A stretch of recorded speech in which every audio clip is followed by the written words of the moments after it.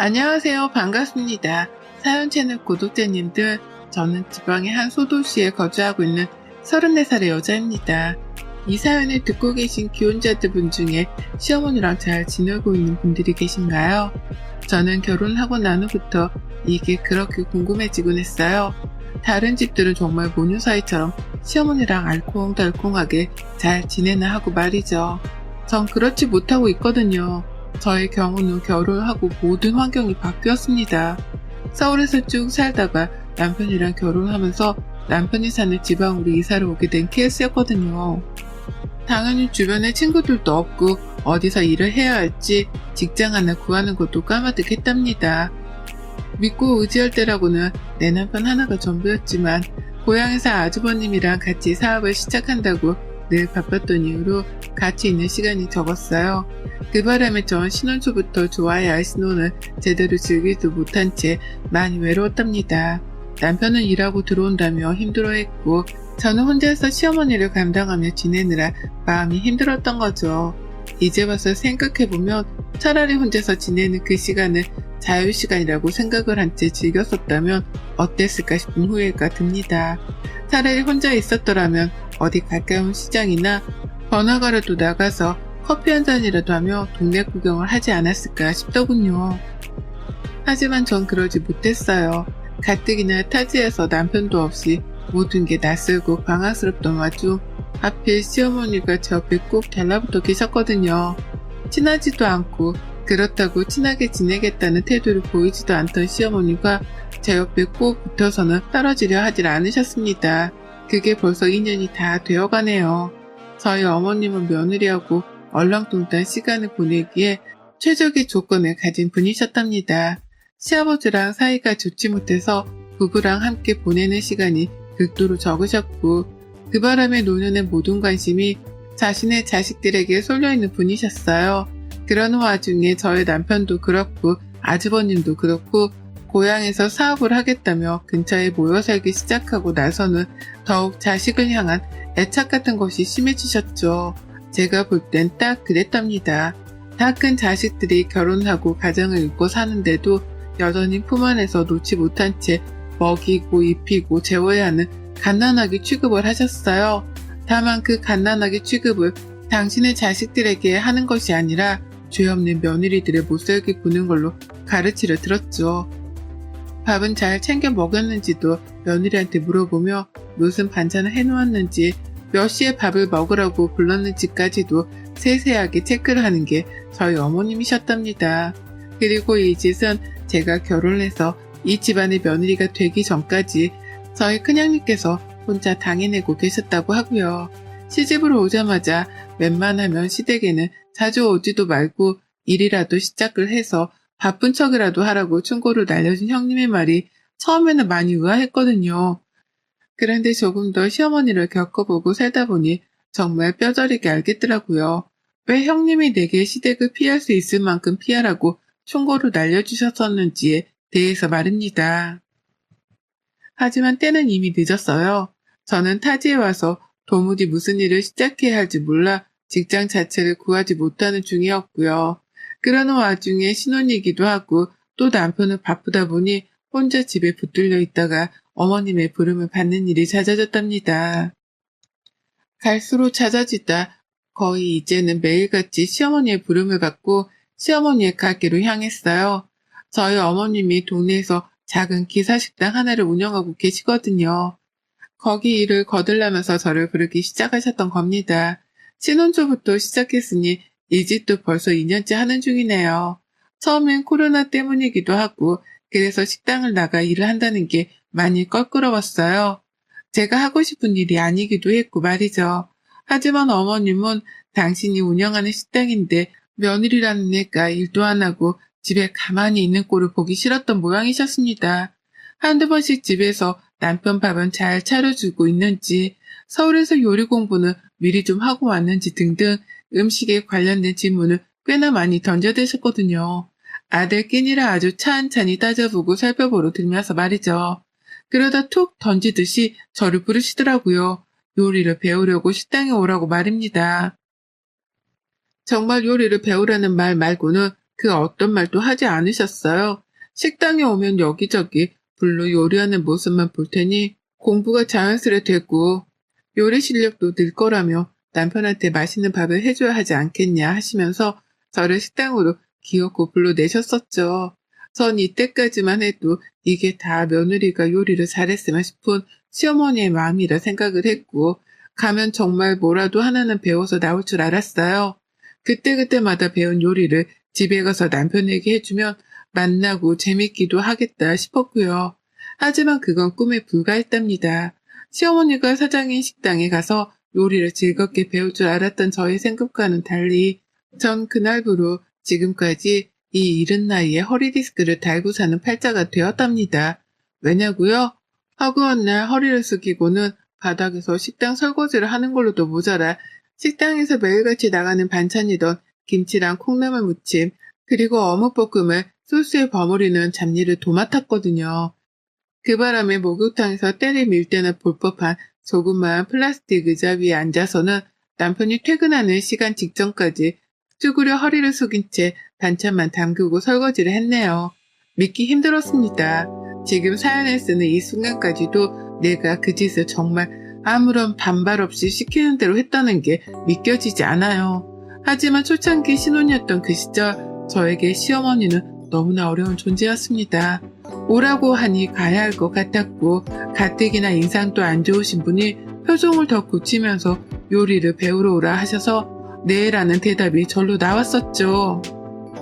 그렇게 가서 하루 종일 남의 식당에서 잡일을 하며 버텼고 배운 요리라고는 시어머니가 이미 만들어 놓은 양념에 절이기만 하는 배추랑 섞어대는 것, 참기름이랑 소금에 콩나물 비비기, 그리고 또 어머님이 만들어 놓은 양념에다가 버무리는 어묵이 전부였답니다.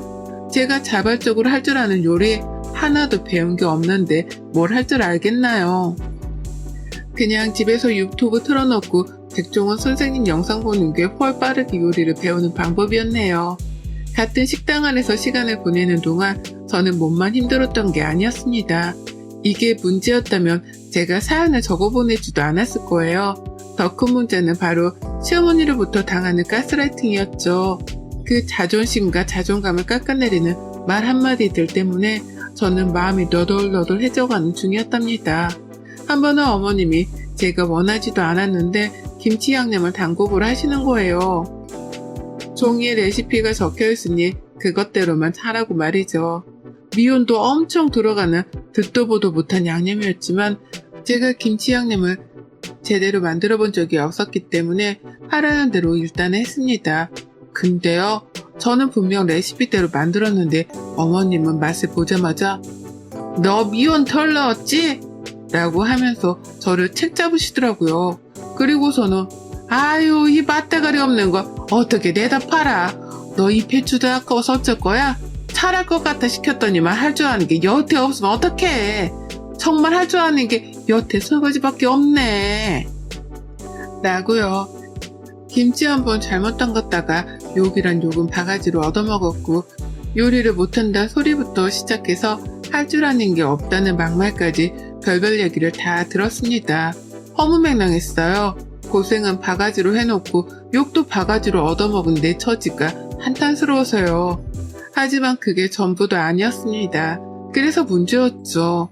전 정말 아무것도 하기 싫고 그래서 아무 욕도 먹기 싫은데 자꾸만 요리를 배우라고 불러내서 하나씩 툭툭 요리를 하라고 시키기 시작하더라고요. 제대로 훈련을 받아본 적도 없는 제가 실전에 나서서는 고기를 굽고 조리까지 하기 시작한 겁니다. 어깨너머로 구경하던 식당 아주머니를 어느샌가 제가 하기 시작하더니만 어머님은 급기야 식당 아주머니를 해고하는 상황에까지 이르고야 말았어요.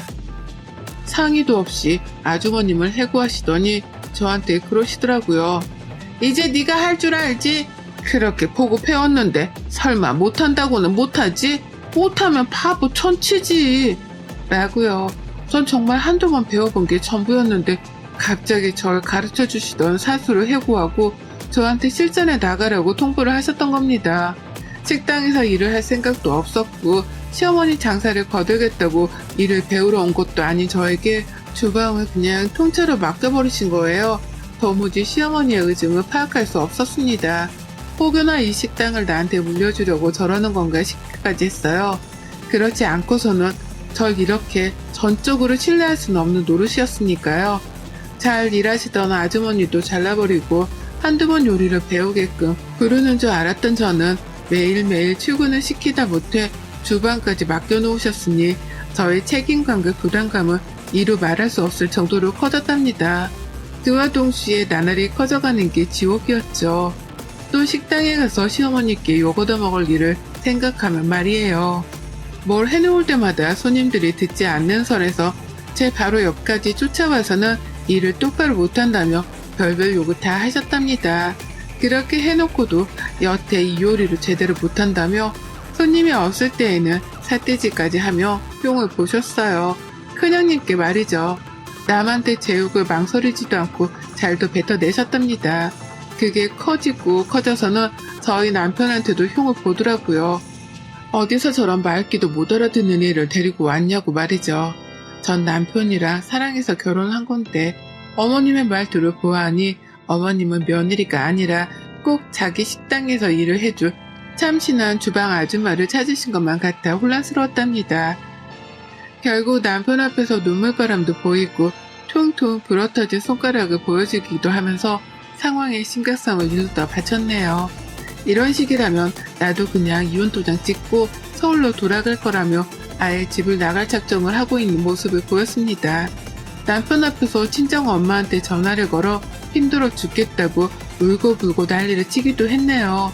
그러자 남편도 자기 엄마가 저한테 못할 짓을 하고 있다는 걸 눈치챈 건지 어쩔 줄 몰라 했고 남편의 중재하에 저는 겨우겨우 일주일에 3일 정도라도 시어머니 가게에 가지 않아도 되었어요.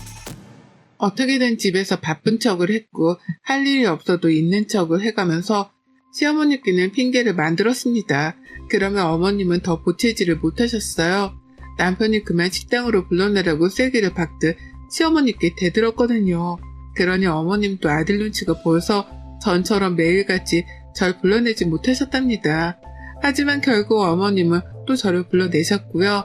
그간 아들한테 눈치를 본 게 서럽기라도 하신 건지 그날은 하루 종일 절 혼내키셨어요.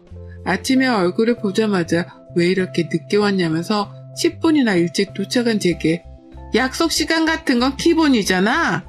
라고 소리를 치셨고요. 부엌에 들어가 보니 저 대신 새로 일을 하기로 하신 건지 다른 아주머님이 와 계셨는데 쟤는 일을 배우긴 배웠는데 할 줄 아는 게 여태 없으니까 아주머니가 느낌 가는 대로 만들어봐요. 라고 하면서 대놓고 면박까지 주셨어요. 이래봬도 어머니 며느리인데 생판 남 앞에서 제 욕을 참 거칠게도 하셨답니다. 여태 배운 거라곤 설거지밖에 없는 무능한 애라느니 몸으로 때우는 것만 잘하고 머리 쓰는 건 할 줄 아는 게 없다느니 정말 믿기 힘들 만한 막말을 연속해서 퍼부으셨죠.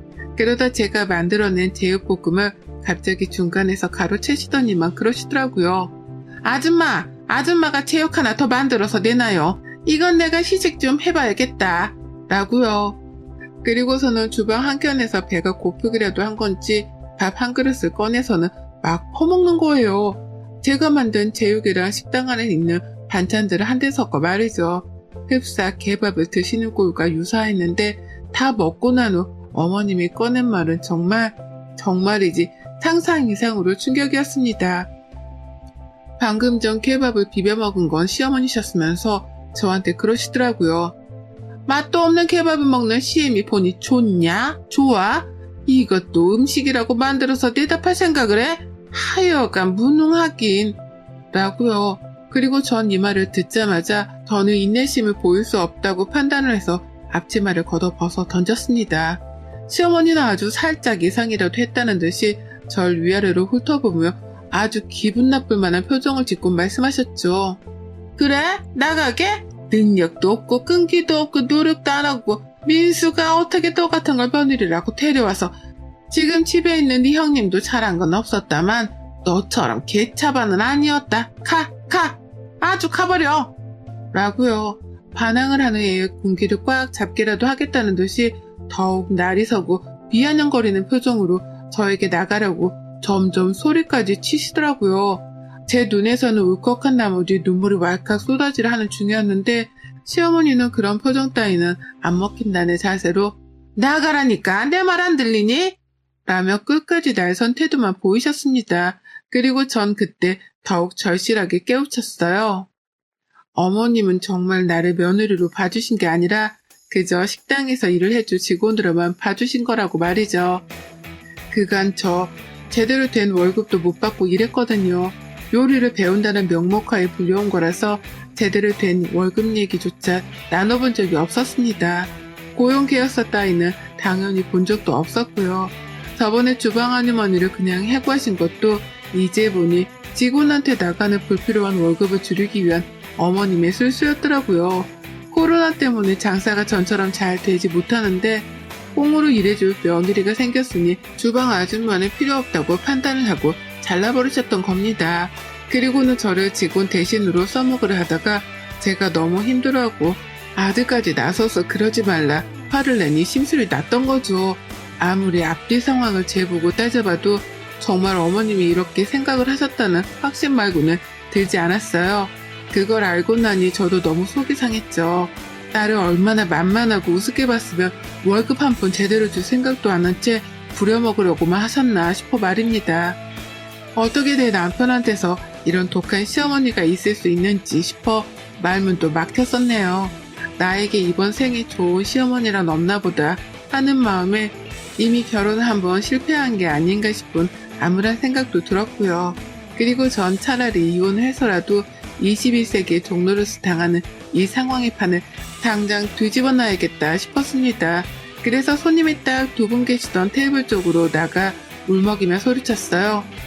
제가 무슨 노예도 아니고 월급 한 푼도 안 주시고 이러는 게 어딨어요.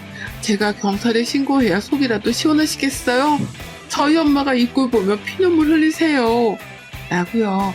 딱 두 분 있던 손님들은 무일푼으로 개고생한 걸로 추정되는 저를 보고서는 눈이 휘둥그레져서 밥도 먹다만 채 쳐다보셨고요. 힘들어 죽겠다고 더 대성통곡을 하며 울부짖다 보니 손님은 어느새 둘이 아니라 6으로 늘어나 있더라고요. 시어머니는 그제서야 당황하신 건지 큰 소리는 숨기신 채 야, 너 주방으로 들어와 얼른! 라고 하며 절 데려가라 하셨어요. 하지만 제가 손사래를 치며 주방인 저는 들어가기 싫다고 더욱 크게 울부짖으니 그제서야 저희 아버지뻘 연세로 보이는 분들께서 거 싫다는데 라며 한마디씩 거드셨습니다. 무일푼으로 일을 시켰다고? 아이고 사장님도 참 요즘 세상 물정을 모르네. 아직도 이런 악덕업체가 있나? 라면서 제 말에 공감까지 해주고는 시어머니 들으라며 쓴소리도 날려주셨고요. 결국 어머님은 변명을 한다며 손님 앞에서 우리 며느리예요 라고 부진한 설명을 했고 저는 앞으로는 아니에요. 무일푼으로 개고생만 하다가 이제 더는 못 참겠어서 이혼하려고요. 라는 말을 남기고선 식당을 나섰습니다. 뒤에서 어머님이 애타게 부르는 목소리가 저 멀리까지 들려왔지만 뒤도 안 돌아보고 그 길로 집에 돌아왔습니다. 장사 때문에 식당을 참아 나서지도 못한 시어머니께서는 그렇게 한참 저를 부르다가 안 되겠다 싶었던지 도로 식당으로 들어가신 것 같고요.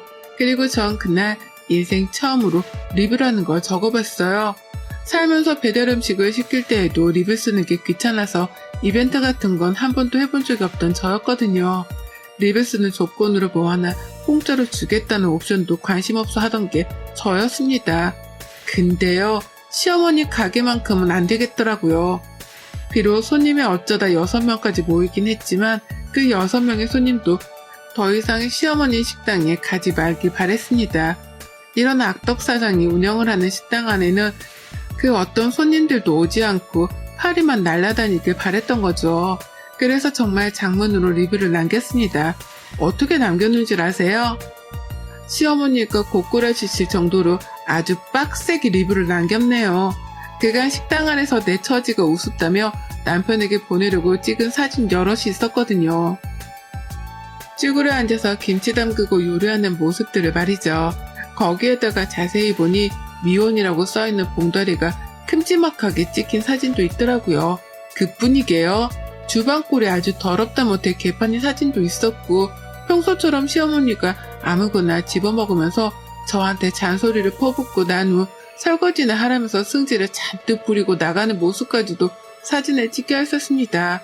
자세히 보니 남편한테 보여주겠다고 찍은 동영상이어서 제가 더 까무라치게 놀랐죠. 이런 걸 찍어놓은 생각을 다 했다며 저 스스로를 얼마나 기특게 했었는지요. 그걸 캡처해서는 리뷰에다가 사진까지 첨부를 해서 장문으로 글을 남겼습니다. 이걸로 분이 안 풀려서 지역 맘 카페에다가도 글을 올렸어요. 악덕 사장이 시모인데 이걸 어쩌냐면서 식당 더러운 것부터 시작해 사장이 인성이 굴러먹었다는 말까지 아주 속이 쌓인 것들 분풀이를 하듯 쏟아냈어요. 그러자 정말 1시간도 되질 않아 시어머니한테서 전화가 걸려왔습니다. 지역 주민 반응 이런 거에 상당히 민감한 분이셨거든요. 배달하는 거 주문받을 때에도 리뷰 신경 쓰라고 잔소리를 퍼붓던 어머님이셨죠. 그래서일까요? 어디서 누구한테 들었는지 모르겠지만 저한테 너 리뷰 이거 뭐니? 라면서 파르르 떨리는 목소리로 전화를 하셨습니다. 그리고 전 솔직하게 말씀드렸죠. 왜요? 제가 틀린 말 적어놨어요? 사실인데 뭘 놀라고 그러세요? 라고요. 놀람이 진정되지 않은 건지 시어머니는 너 이거 당장 치워. 내가 지금 집에 가리. 당장 치워라. 너 이런 게 얼마나 타격이 심한 줄 알아? 라면서 걱정이 되지도 않는 당신의 가게 사정을 제게 털어놓더라고요.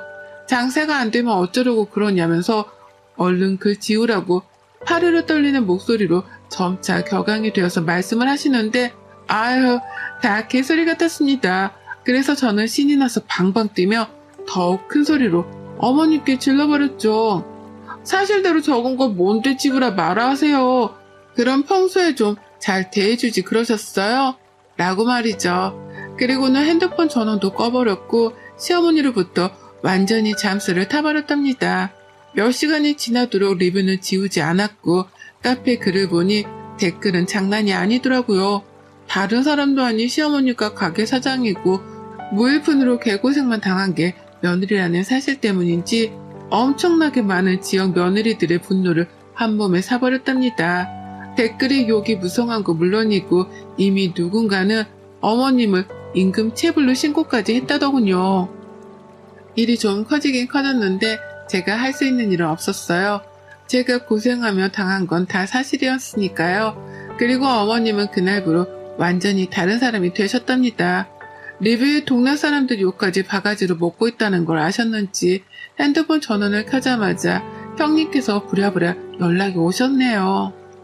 어머니께서 밖이 무서워 식당을 못 나가고 계시다면서 어떻게 된 거냐고 말이죠. 그 연락을 뒤이어 시어머니는 문자로 내가 장사를 해야 하는데 제발 그 글 좀 치워주면 안 되겠니? 라며 처음으로 매달리다시피 저에게 저 자세를 갖추고는 부탁이란 걸 하셨답니다. 제가 전화를 안 받는다는 걸 알자 문자로 밤새도록 많은 연락을 시도해 오셨더라고요. 하지만 저는 그 문자들을 싹 다 씹었답니다. 문자도 씹고 연락도 씹고 리뷰는 그냥 내버려두고 카페 글은 다른 분들과 함께 시어머니 욕 좀 같이 하다가 며칠 후 삭제를 했어요. 이 정도면 어머님도 충분히 댓글들을 다 읽으셨을 거라고 생각을 했거든요. 그래서인지 그날 후 정말 어머님은 저하고 마주하기도 쉽지 않아졌답니다. 제가 또 가게를 가지고서 카페에 글을 올리고 자신에게 욕을 먹일 수 있다고 생각하는 건지 애초에 저를 식당으로 더 이상 불러내지도 않고 계세요. 찾질 않으시니 저도 식당에 갈 일이 없고 할 일도 없네요. 그 덕에 이제라도 몸이 편해져가는 중이고 시어머니가 깨갱하셨다는 생각만으로 제 마음까지 깃털처럼 날아갈 듯 합니다. 이제야 시어머니께 한 방 먹인 것이 몸소 체감이 되기 시작하면서 이제야 저는 시어머니의 악덕 시집살이로부터 탈출을 하게 되었답니다. 진짜 고생만 했던 시간이었네요. 지방살이를 하며 친구 하나 없는 것도 서러웠는데 내가 어쩌다 이 모양 이 꼬라지의 시어머니를 만나서 팔자에도 없는 주방일을 하고 살았던지요. 나에게 무일푼으로 고생을 시키려고 식당 아주머니까지 해고를 했던 시어머니를 생각하면 지금도 살짝 오싹합니다. 이제라도 며느리 무서운 줄 알면 태도를 똑바로 하고 사셨으면 좋겠네요. 여러분의 생각은 댓글로 남겨주세요. 오늘도 시청해주셔서 정말 감사합니다.